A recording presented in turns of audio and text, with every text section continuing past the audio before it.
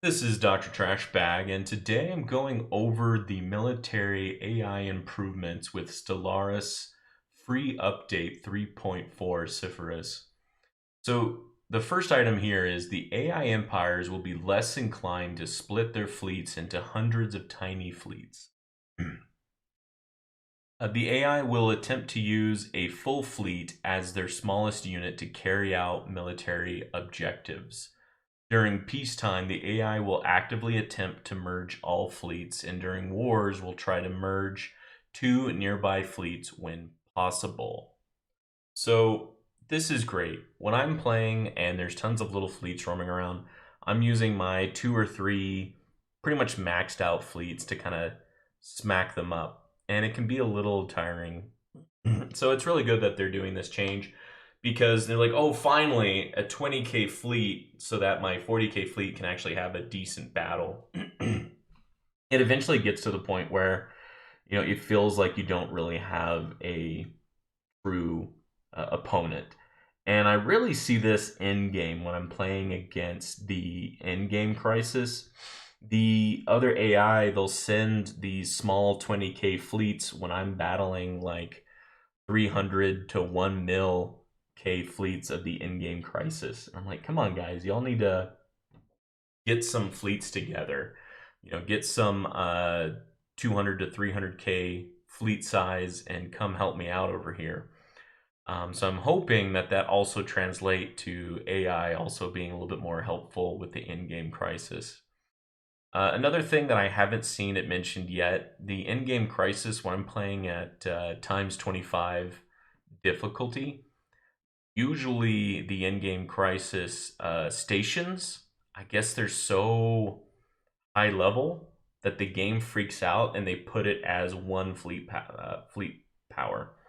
And so the other computer AIs that are on my side, they'll just send like one ship to take it out because it's just one fleet power. But really, it's just so high level of fleet power that I guess it reverted back to one because the game doesn't. I'm interested to see with this 3.4 update if they fixed those issues as well. So they've also reduced the likelihood of AI fleets getting stuck in a loop and going back and forth from system to system while attempting to group up their fleets. Personally, I haven't actually noticed this, but then again, I'm usually not focusing on AI fleets unless they are attacking me or helping me out. And so I guess they're going back and forth. They're probably not attacking me and they're probably not helping me out. So that's probably just something I haven't noticed just because of I'm kind of focused on my own thing, trying to get the game going. The take point functionality has had some more attention as well. And for those who don't know, the take point functionality, for the example I was giving earlier with the in-game crisis, some empire will take point as the main leader in that war, and the other computer AIs will send fleets to follow that leader's fleets. So if I have a 300k fleet and I'm going after the in-game crisis fleets, the other computer AIs will tell their 20 and 50k fleets to follow my 300k fleet. And you know what? That will help out. It'll give the enemy something to shoot and hopefully not shoot down all of my fleet at once. So yeah, I'm interested to see if this will help out or not. Let's see here. They go on to say this will reduce the chance that the AI will suddenly stop following the player in AI fleets. And now they will try even harder to have all of their fleets follow the take point fleet. There has also been a new notification added at the point where the 3.3 Libra military AI would declare war. This new notification will trigger provided you have enough intel on the target empire. And while the notification is active, the AI will begin gathering their available fleets and move towards the border. Depending on your level of intel, you will also get an estimate of when the AI is planning to strike Oh, that's interesting. Okay, so now on, when the AI is deciding to declare war, they're going to start moving their fleets closer to the empire that they are about to declare war on.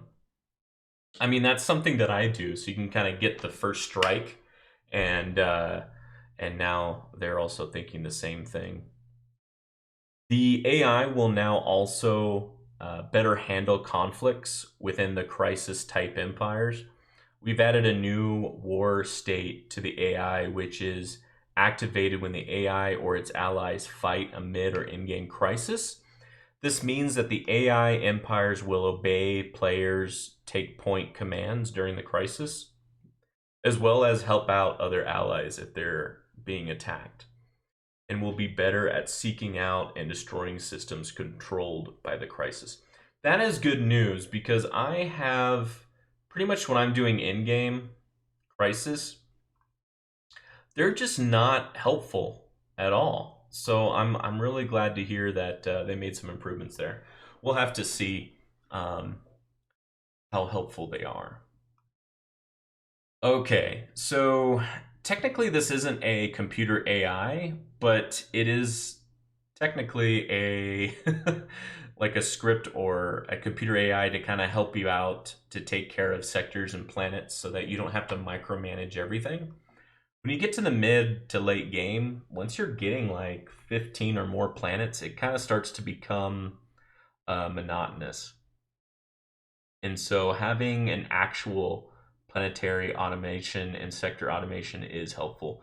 I've tried the current system in like 3.1, 3.2, and I never see them build anything. So I have like a test planet and I come back and nothing has changed. And so I just haven't really trusted it.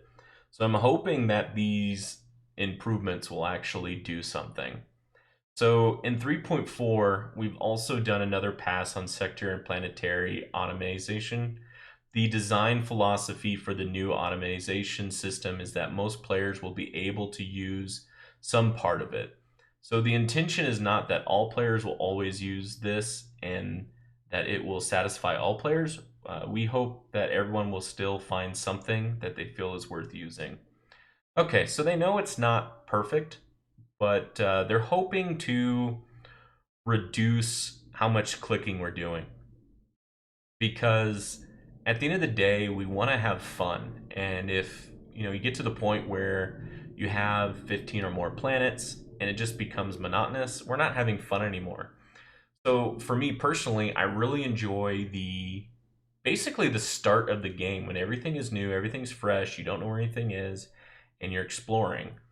When you get to mid to late game, I have so much to micromanage. It's no longer fun. And so I'm really hoping that this automation will help me enjoy the mid to late game more. So I'm really excited to see this update. The planet automation will have an additional settings UI where the players can toggle components on and off for each planet individually, as well as setting default values for new colonized planets. This is interesting. I am a person who really enjoys kind of like tinkering with things and kind of seeing how the video game reacts. So I think this will be a function that I will enjoy testing out and seeing how it actually um, automates my planet. The most impactful setting is designation, which will cause the planet to only build structures associated with its planetary designation. For example, a mining world designation will only construct mining districts and the mineral purification plant and nothing else.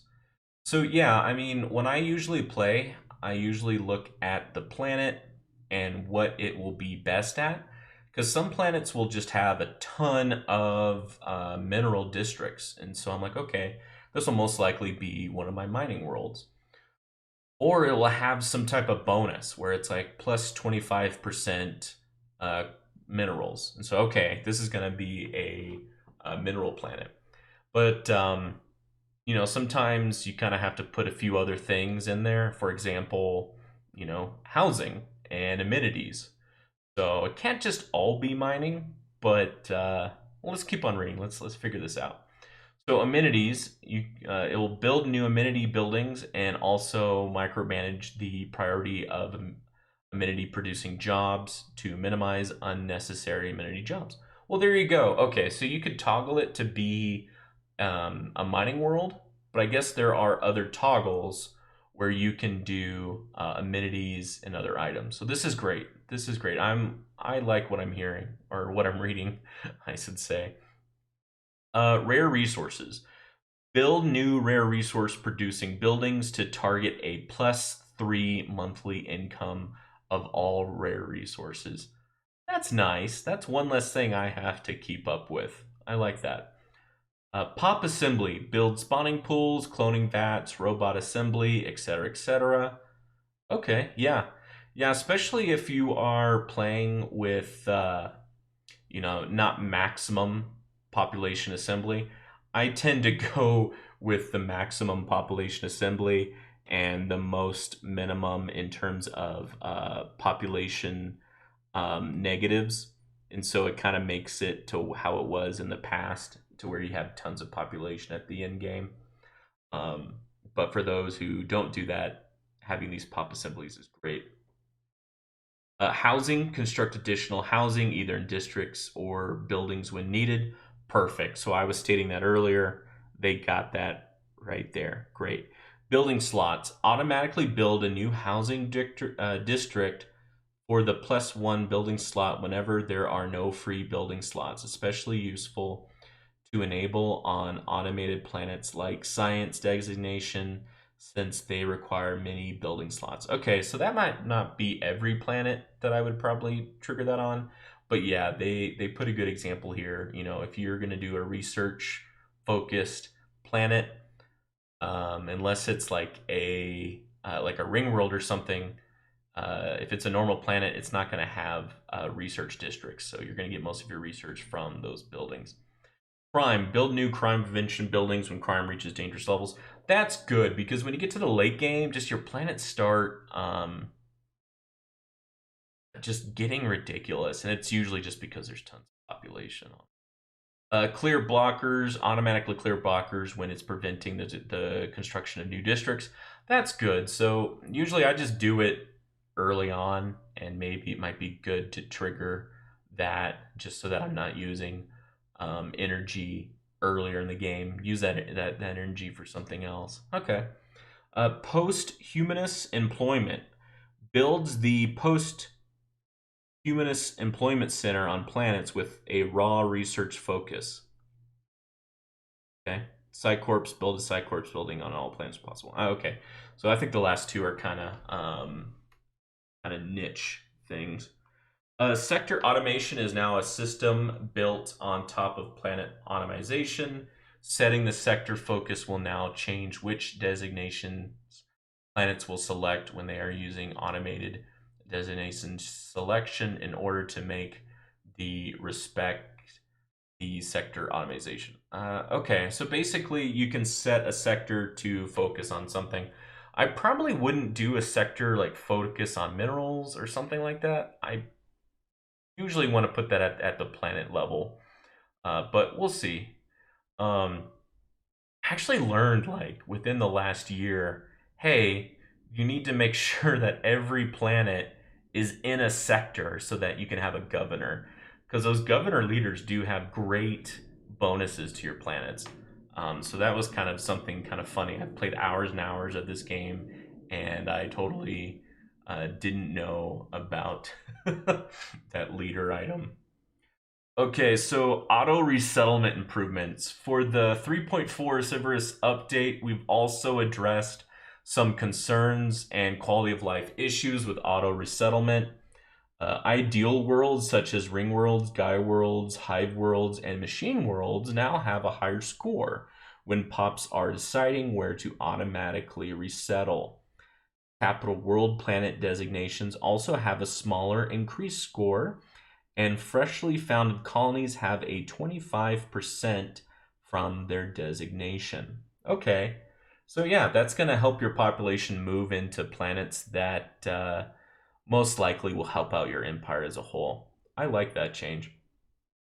Population will now pick which planet to auto migrate to based on which planet has the most free jobs rather than the least. Huh. I actually didn't know that. I thought it was taking in account of, oh, this planet has tons of jobs, I should go to that one. But apparently it was doing the opposite. Well, that's a good change. They are also now taking free housing into account better. Okay, good. The outliner will now differentiate between unemployed pops that are migrating and those that are not. A yellow briefcase will be shown for planets that have unemployed pops that are in the process of migrating to another planet. Okay, that's good. A red briefcase will be shown if your attention is required to resolve the unemployment. On the planet view, the tooltips will show where the pops are most likely to move to and explain why they are unable to move if they cannot. Okay, yeah, that all sounds great. So if I see a yellow briefcase, I know it's being taken care of and I don't need to select it. And if I'm going to start making my planets kind of have that automated designation type of things, then I shouldn't have to worry about population unemployment as much. If you play long games, you just start just building tons of ring worlds so that you can just take care of population. But yeah, this looks good. I think this will reduce how much micromanagement I have to do, and I think it's gonna make me enjoy the game a lot more. Okay, one last thing that I wanted to go over today was the MegaCorp improvements. So one thing that was pretty immersion breaking was when playing a megacorp was the impose ideology war. Why a megacorp would willingly create competition was always a little confusing. In the 3.4 Cepheus update, successful impose ideology wars launched by empires with the corporate authority will result in the target empire having the oligarch authority and the merchant guild civic. This is also true for status quo resolutions of established hegemony, subjugation, and the scions bring into the fold war goals with corporate aggressors. Additionally, corporate subjects can now open branches in subjects of their shared overlord as long as their overlord is not also a megacorp. Okay. Personally, I don't like playing as a megacorp, but I tend to always kind of force one of my made empires to be a megacorp just so I know there's one on the map so that I can become friends with it and have the um have the have those megacorp buildings put on my planet so that we can both benefit. Just helps with the overall economy of the system, so I always want to make sure I have one. All right, there are Korean and Japanese localizations. Okay, new free emblems, colors, icons. Okay, that's cool. New free human portraits. Okay, I tend to never select human. I always select something totally different. So, not too excited about that. Well, that's the update that I'm reading to today. If you enjoy this video, please like. So it tells me this is the content that y'all like to see, and please subscribe so that you get alerted when another video is uploaded. Thank y'all so much, and I will see you in the next one.